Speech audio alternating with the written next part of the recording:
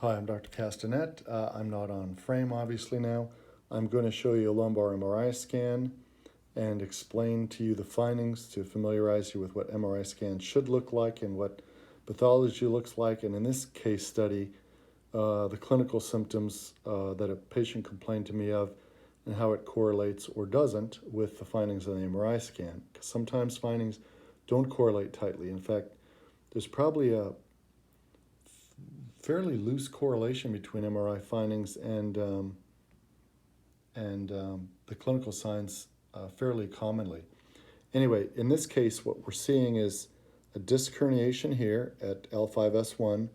This is an extrusion. So an extrusion is when a disc herniation, in addition to extending beyond the border of the bone, the vertebra, it also comes out like a little bit of toothpaste underneath the ligament, and that's what you see here. This is the L5S1 disc because this is the L5 vertebra. This is the S1 vertebra. We call this S1 because it's the first of the 5 sacral segments that fuse together to make up the sacrum. This is the S2 segment, and this is a rudimentary disc typically present between S1 and S2. And beneath that, there usually are not rudimentary discs. Anyway, so this is S1, this is L5. This disc between L5 and S1 we call the L5S1 disc. Note that it's dark in color compared to this, this, and this. These discs have a lot of water content. There's no significant degeneration. They have good disc height. Generally, the disc height is greatest down here, sometimes here, and then reduces in size and height as you go up the spine. So this disc is a little bit collapsed. It's not as high as it should be. It's lost a lot of water content, and that's part of the degenerative process as well as this extruded disc here. Back here is the neural canal. This is the canal where all the nerve roots run. Keep in mind, if this was the neck part of your spine, there would be a spinal cord back here, and you'd see it as a gray stripe. You do see a gray stripe here, but these are the nerve roots that are bunched up together in what we call the horse's tail, or cauda equina. The cord actually ends up here at about L1, and then beyond that, so the cord here is probably ending right about here, and then beyond that we have all these nerve roots here.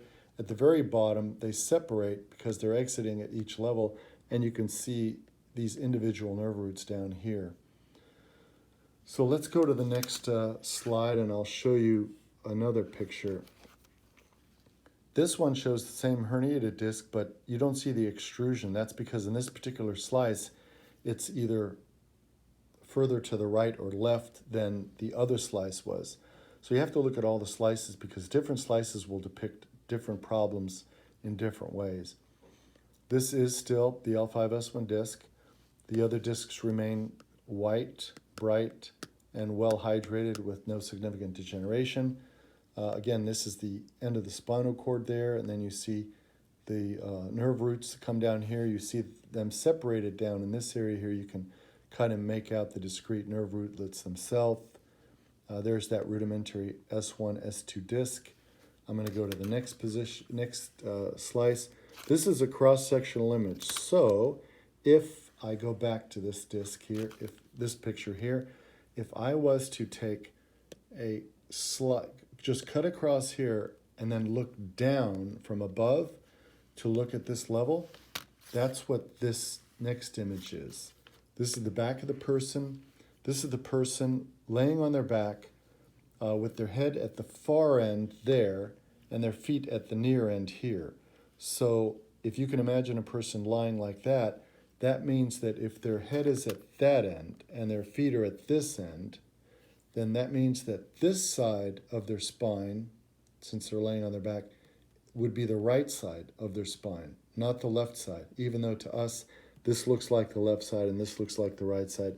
That's not true when they're laying on their back and their head is at the far end and feet at the near end. This here, where the arrow is, the radiologist put that arrow there, this is the disc herniation in cross-section. You see it sticking out here. it's more a little bit more to the right side than the left side.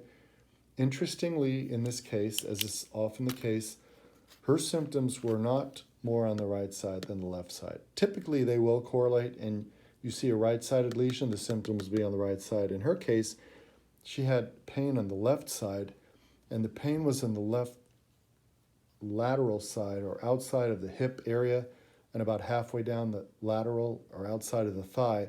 It did not go beyond that. So when it's like that, it's either early sciatica or it could just be referred pain.